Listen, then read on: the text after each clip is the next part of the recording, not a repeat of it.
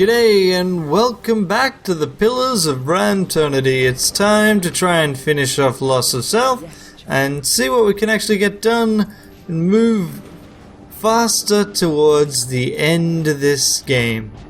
Well, towards the end of Sega's Cliffs.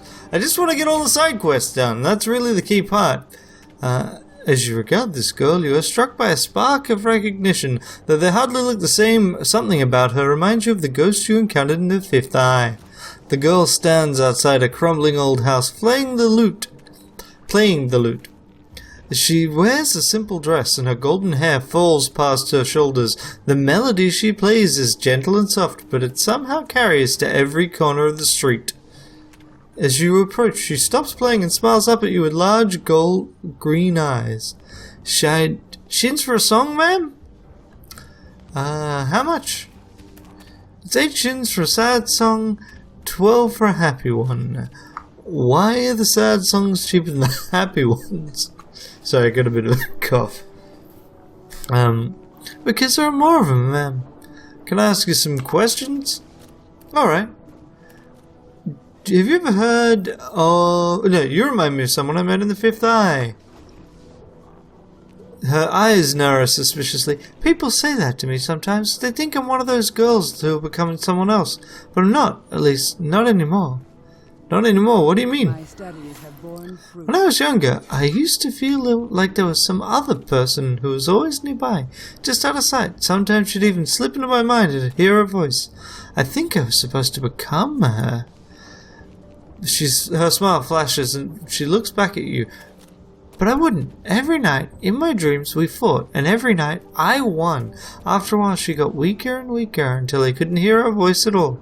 Now she's gone, and I've never heard from her again. Do you know anything else more about her? No, and I don't want to. I don't think we have that much in common. Maybe that's why I can fight her off and the other girls can't. She shivers. I'm glad she's gone. Are you sure you don't know anything else? No, nothing. Let's talk about something else. I don't like talking about the other girl. I actually think about what might have happened if I hadn't fought her so hard. Do you know who lived in the house next door? A lady named Scoura. She was a nano-sorceress, but a nice one. She let us look at all the things in the workshop. Well, almost everything. So there was the room she said she kept the Iron Wind. We weren't allowed there. I think something happened, really bad happened to her. One day she wasn't there anymore, and she didn't say farewell. What do you know about the Iron Wind? Just that Scoura thought it was dangerous. We never saw it, though. Maybe she was just pretending there's something bad in that room. Is this your house? Who lives here? Zeb and Nim and I live here, but it's a father's house. He's away. I wish you'd come back and fix it. It's gonna fall down soon. House is in bad shape. Yeah, there are cracks that weren't there before. Don't go inside anymore. Have you heard about the House of Empty Time? No, she doesn't want to go there. And Zeb's father went to the Bloom, and he hasn't come back in a while. Zeb and Nim, yep, they play a lot. What about you? From outside the city. He said that when his Scoura used to live next door. Yeah, that's all fine. Okay. So I think she's the last Loss of Self. Can you tell me about anything else about the area? No. Nim. What I do want to see is, I think someone else is the knows about the place that we went to. Not the place, the collapsed house. But I don't know. I'm just checking here. This little girl has a weird game with Joro and Soy. Blah. Sorrow and Joy. And yeah, missing their dad, but nothing we can do about the house I was looking for. Don't know why Scoura comes up, but I guess we'll have a look around and see what we can find. We have looked through here. We know that there's a box somewhere. Oh, I know there's a box somewhere anyway. But we don't know who to talk to find it. That would be useful. Let's see. Pequot we already talked to. What if we talk to these and see if they know anything about the collapsing house? That sounds like a sensible plan. Gurumo. Do we talk to them as a unit? Yes. Hello again, beloved vessel. How may I assist you? I think someone may have looted the ruined house against the cliff. Did you see who it was? Yes, the cultist says. A mischievous grin crosses her face. But I wonder if I can convince you to share something with us in exchange for our help. Will you tell us about her birth? Let's see. Very well, I awoke miles above the world, falling to my death. You can't be serious, she says, blanching. It's true. Without getting the particulars, I survived the fall and came to understand myself. Amazing. None of you were lucky enough to wake up in bed, were you? Well, a deal's a deal. I'll remember that. We did see someone looking around the rubble before you arrived. Dirty children, orphans perhaps. We were digging through the ruins. I believe they took some food and valuables, but we were trying not to stare. Do you know who lived there? A man, but we don't know his name or where he is now. He always took great care to avoid us. Why are you less deferential than the others? Oh right, yeah. She just sees us differently. Okay.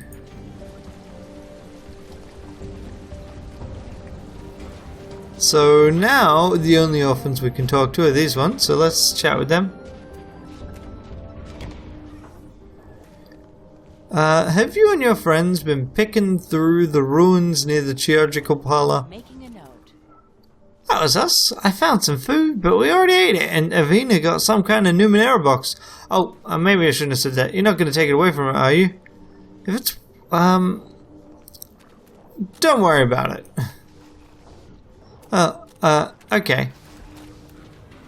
Avina? Hello? Can I buy a box from you? Let me ask you something, Avina. Someone saw children playing in the ruins of the collapsed house. Was that you? I had a feeling you were smart, not like most grown-ups. Zeb and I rummaged through the house for something to eat. He got some stale bread and some dried fruit, but I found something even better. Here, I'll show you. She pulls something small out of her pocket. It looks like a metallic cube, but there's something strange about the geometry, as if you weren't quite seeing it in perspective. It's a trick box, don't know why, but it felt right when I picked it up. She twists it gently this way and that, but the box remains sealed. You can hear something rattling about inside. I haven't figured out how to open it yet. I met a girl who's very sad to have lost that. Can I bring it back to her? She hesitates for a moment and then holds out to you. I guess so. You're very kind. The girl's going to be happy. Tell her I'm glad. Making a note. Okay, interdimensional puzzle box. This small metallic cube recovered from the ruins of a collapsed house in Cliff's Edge is etched with tiny symbols, but the means of opening the box is not obvious from a cursory inspection. So let's use it. Nope, it doesn't seem to allow that. Very well. Okay, now if I go to my inventory, can I use it? Yes. At first glance, this metallic cube it seems simple enough, but then you see light reflecting off a myriad of tiny silvery panels within. Behind them is an intricate network of coils and springs. Something rattles within. Examine it. You raise the cube to eye level and shake it again. Nothing moves within, but once again you hear the rattle of an object trapped inside. Something rough grazes the edge of your thumb. Turning the cube sideways, you see a finely etched diagram, a labyrinthine network of circuits. It means nothing to you. Perhaps one of the experts in machinery lore in the city may be able to make sense of it. Let's smell it. Beneath the expected stench of grease and metal, you detect salt, an aroma of heated metal and stone. A fearsome sense of nostalgia grips you for a moment, tied to absolutely nothing you can recall. And if we squeeze it between our hands, when you press the box between your palms, it collapses with a satisfying, hissing series of clips. when you let it go, it immediately springs back into a rigid-seeming shape. Put it away. Yes. Okay. So we need to find machinery experts. So we do have a place we can do that.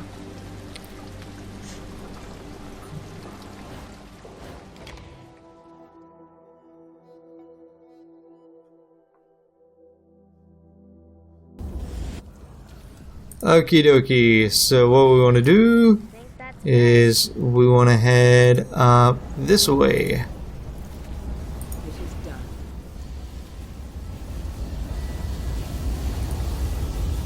Okay, so this is it's not something we've really explored in this playthrough, but this is kind of the forge area.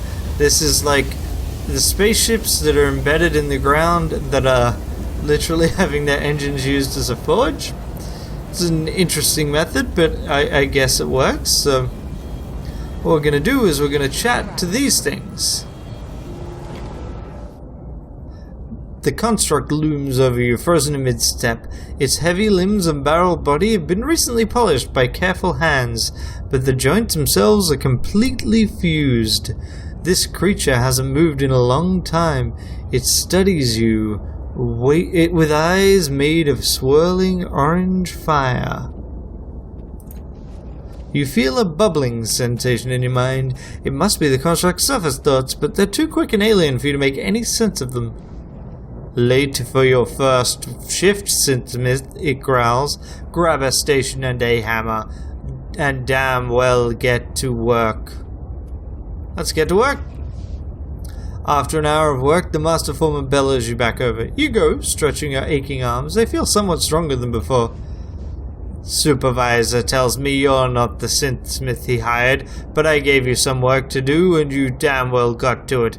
I respect that, but we only take on experienced synthsmiths here. Its fiery eyes flare. Now I don't want you to think we let people work for free. I had the supervisor leave you soon for that hour of work. Take it. Now why are you actually here? Out with it. Who are you? I am the Master Foreman. Its tone puts you in mind of someone speaking while saluting. The mind and the will behind the city you see today. You can't move, can you? No, and I don't need to. Its eyes flashing. A passing worker gives you a look for triggering what is apparently a familiar story. Once we foremen were tools of the cartographers and their vast web of machine intelligences.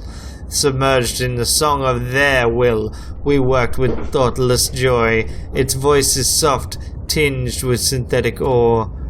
Then one day the song fell silent and our bodies froze where they stand even now. Some of us lost our faith in those first few centuries, it growls. Some of us thought the cartographers were punishing us or had abandoned us and only saw their absence for what it was. His words grew gift, as our only eyes saw what their absence for what it was. It was a gift of free will. We were their tools no longer. We were our own masters, freed from the chains of thoughtless motion, free to imagine our future, and so we did for millennia. These gods of yours seem cruel. Only to those without the will to find their own path. Is the master cruel for leaving his apprentice to work on the forge on his own? Of course not.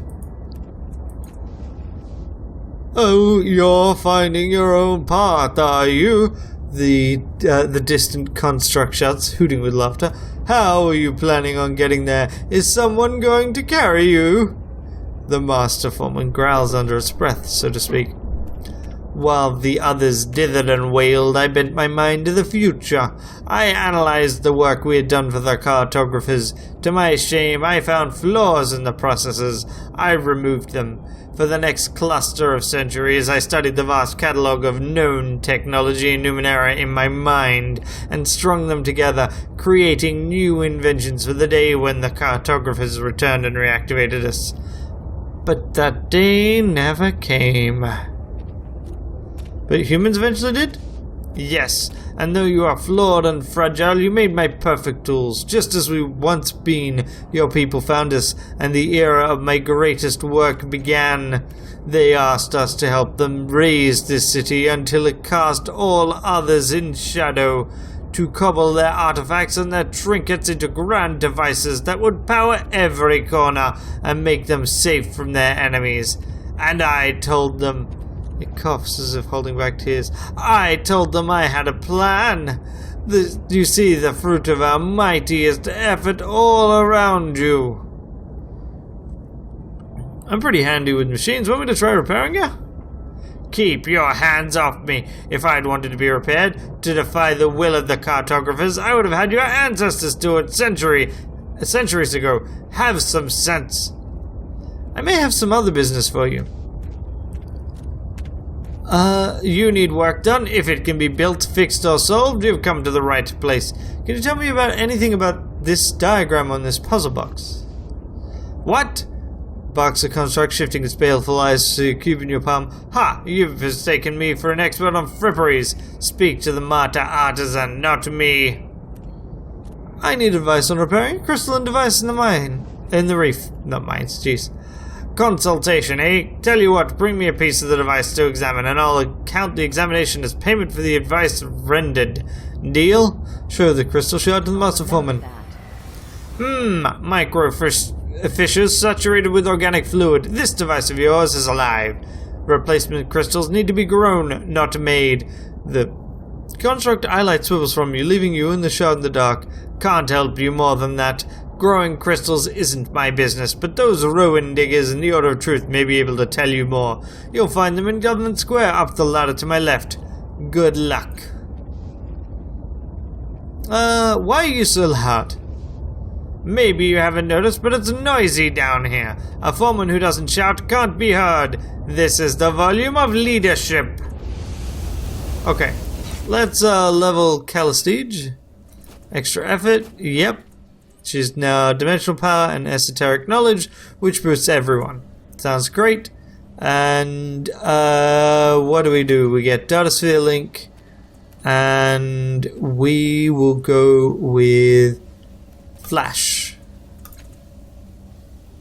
Okay, great. Now, the Master Artisan. Now, what was the voice I just used? I should remember these things. First glance, this ancient unmoving construct seems nearly identical to the others in the manufactory. It's only when you move close into the hazy aura of forge light, you see the intricate, no, chaotic, whirls of engravings marking every millimeter of its armored frame, and the workers standing behind it is adding even more. As with the other constructs, you feel the bubbling sensation in your mind. This construct's thoughts are likewise unreadable. Morning, the construct says. It is morning, isn't it? I never pay attention to the time. There's not much use for it down here. Firelight twinkles off the construct's blank eyes. I'm Artisan. What can I do for you? What can you tell me about the diagram on this puzzle box?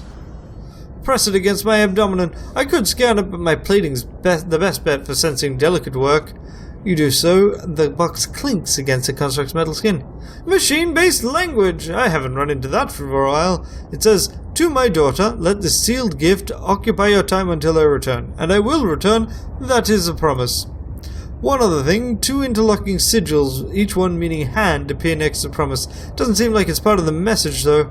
Artisan makes a strange, satisfied sound. Strange business. Machines don't have daughters, so I'd imagine we're looking at someone who knew our language. Mysterious. Don't you want to know where it came from? In this city, you can't kick over a stone without finding a relic from an aeon ago. You're talking to one, remember?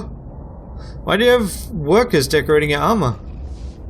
Because I want to be the most beautiful construct in Sega's Cliffs. Joking. My eyes, well, not eyes, they failed a long time ago, but my other senses are good. Very good. So when workers want to show me a design, they scratch it out on my plate, and I feel it and give feedback. Not that some of them need it. It's a long time to be blind. Why can't anyone repair you? The easiest answer to that question is, we don't have the parts. But the truth is, I'm afraid. Nothing's gonna make me blind, but... Those first decades in the darkness were the hardest. Then I started seeing patterns in them, simple at first, then with colors, depth and shade, grand cyclical designs. I still see them, and I wouldn't trade them for sight. To be perfectly honest, these artists don't need me anymore. They've done wondrous work in the city above, but they like asking my opinion, and I like giving it. You just show me something the workers have created? Absolutely. Hold on a second. Let me get a sense of what might appeal to your taste. Nested senses warrant a life on the shoulders, and beams of light fan over you in the space of a heartbeat. Not so interested in the arts, I see. Logger, get out, visit the concert store box 3-9. A few minutes later, the stalker hurries out and places a hairy object in your hands. No charge. Call it a gift.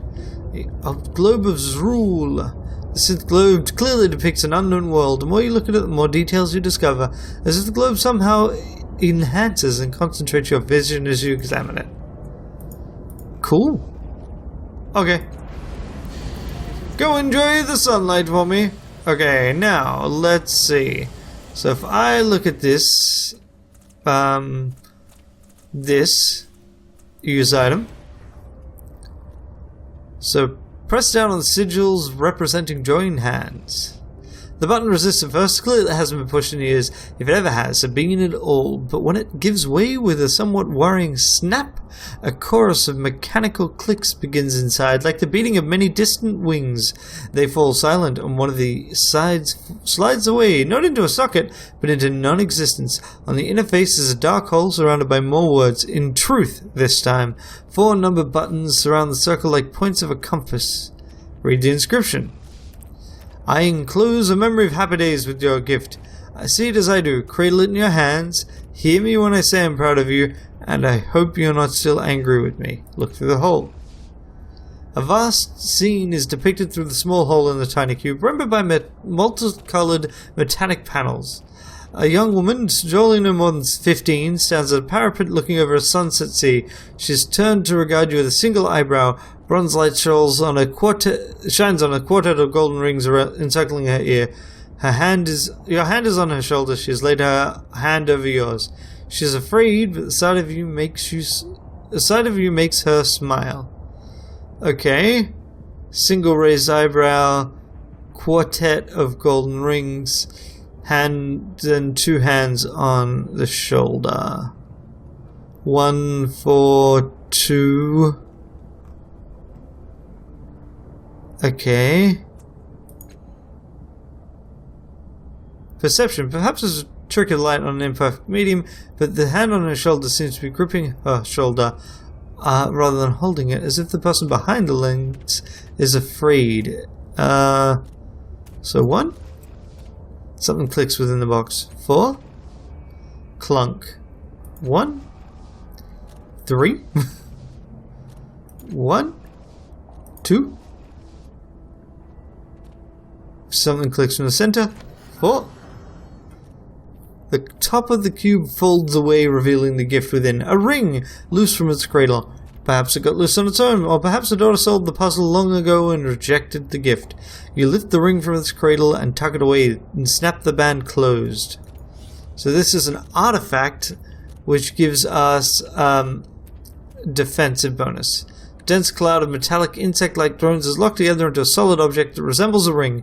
The insects fan out to protect themselves, dissipating any strikes using variable forces, incidentally protecting the wearer as well. A clever user can adjust what the insects protect against. Okay, so we got that. That's cool. I guess I do not... Oh, right, I do have an ornament slot. This gives me +1 in cipher use. I think I'll keep that. Eridus. Let's give you an ornament. There we go. Alrighty. So done that. So the next step is to get to the place. So what we're going to do is we're going to go chat with the person in Caravanserai, the innkeeper.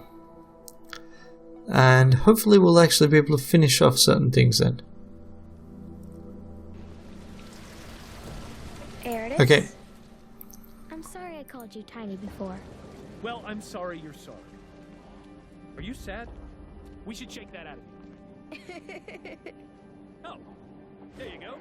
All yours. Okay, cool, great. Let's see, we then go up about here in the area, yes. Why, of course. Go away, sailor man. Tranquility, I might as well. Quick save. As your guest, I ask you again, will you use your abilities to put me into a trance?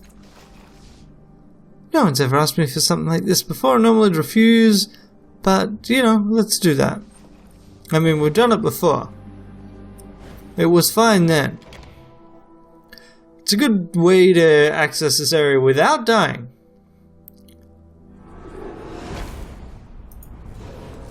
On it. Okay. You. The woman-shaped hole in the air waits, hand outstretched, placed the puzzle box in the outline of its palm. You gently place the cube in the shadowy figure's hands. They close over it, and a young woman, the one you found dead in the ruins of the house, plunges towards you out of the darkness, filling the outline until the outline is her. She nearly stumbles into you before she stops herself, blinking hard. Ouch, she says. You notice the box you gave her is now as ghostly as she is. Well done. I'll give two of you time to talk. She glances at the darkness above you, and something about the expression reminds you of someone. Of course, the ghostly one in the fifth eye. Who are you? Saria, you remember me. You found me beneath the chunks of my adopted father's house with my gut smashed to paste. It was your adopted father. Osceolo, a cast of, he was one of you. A poor old man, he never wanted to be special. He found me, fed me, talked to me when I was, troubled. But when the house fell on me, I guess he couldn't stand it and he went looking for a way to die. Updated my journal. She falls silent, but you don't need to be told what happened next. You've seen the statue after all. It was grief that drove Osceolo to seek death in the Solar's arms. Saria watches you, eyes shining with some inner light. I'm sorry this happened to you. Updated my journal. Oh, don't be. He tried to help me, but my life wasn't so wonderful. I was always confused. I had a voice in my mind, a woman telling me I was supposed to be her. Osceolo tried so hard to make me feel better, to talk to me when it was really bad. She smiles sadly. But I think he knew it couldn't last. He was afraid, but not for himself. He believed, knew I was going to die. One time he said he'd seen me die too many times, then shut up. Like that. But he wasn't wrong, was he? Even if he was a little crazy to begin with. No, he wasn't wrong, but you're here now. Sort of, but I'm not really me. I'm a reflection of what my father saw of me, the only piece of his mind that's left. When he died, his part of the labyrinth, well, I want to say it broke off, but it was worse than that. The cracks burst up through the ground and everything started crumbling. I could feel parts of him slipping away, snapping off. I'm glad you brought me here. I would have fallen apart eventually, and then there'd be nothing of him, nothing of either of us. A creature named the Sorrow killed Osceolo. Do you have any idea how it found him? No. He didn't abuse his power like some of you. Didn't pull against the tides or use his weapons. He never wanted to be noticed, to be found. Didn't matter, did it? Do you know anything else about Osceolo? I shouldn't I? I was part of his mind after all. But no, if I focus, I can see the other woman he took care of. The ones that looked like me, I mean. But it's like looking through a dirty glass. I think it means he didn't want to think about them, or couldn't. I don't know why he spent all that time caring for us. I guess I'll never know for sure. But alright, one time, I asked him what his tattoo meant. Atonement, he said. But not, dramatically. He said it like he was saying his name, like it was everything he was. Like if he couldn't atone for, whatever it was, there was no reason to exist anymore. But I don't know why he started, and I'll never get the chance to ask him. Grinning again, she rolls her eyes. And that's it. I guess I know all I know about the man I raised for years. Kids. Farewell. I'll be here, in your head.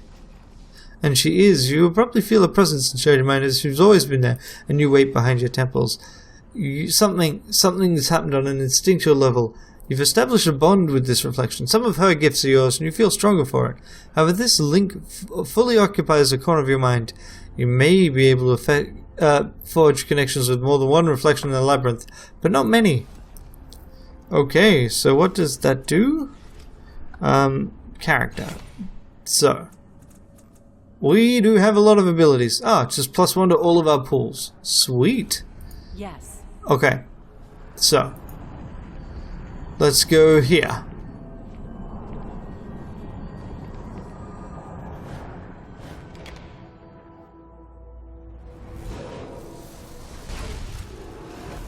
Okay. And there. All We right. got the last piece of the puzzle. Avina.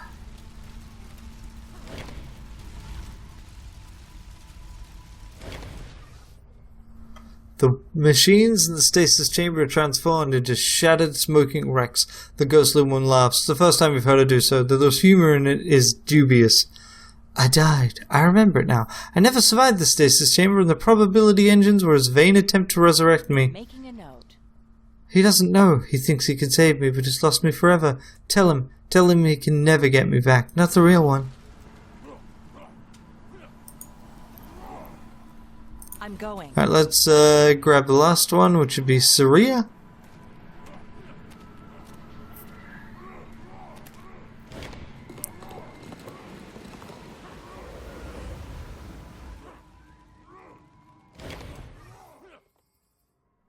Gravestones and cenotaphs surround you. The ghostly woman looks out across the graveyard. Do you know what these are? The copies the machine created of you? She nods mutely. They're the fruit of that damn engine. I remember now. It copied me over and over, overriding the lives of the other girls with my life, as if I mattered more than they did. He thought it was never perfect enough, but it was too perfect. I died before I was 20, so the engine made sure that all of them died at the same age. It's still doing it right now in the real world. You have to stop him. Tell him. Tell my father what his obsession is doing. He has to stop it, and then you can stop it out there. Making a note. Yep. That sounds pretty bad. Yes. You have to tell me how to shut down the machine. I won't shut it down and you won't force me. I don't want to fight him.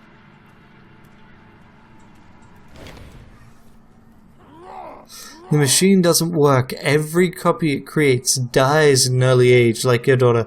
Even if it could create a perfect copy, she would die. What? No, that's impossible. The machine only works with personalities, memories. It can't possibly... He looks between you and the ghostly woman, despair growing in his face. Finally his shoulder sags. You're telling me the truth. I know it. A part of me's always known it. Thought it was just a kink, something could work out, but now I see... Making a note. Watch. He places his hand on the side of the engine. It says the word Neshu.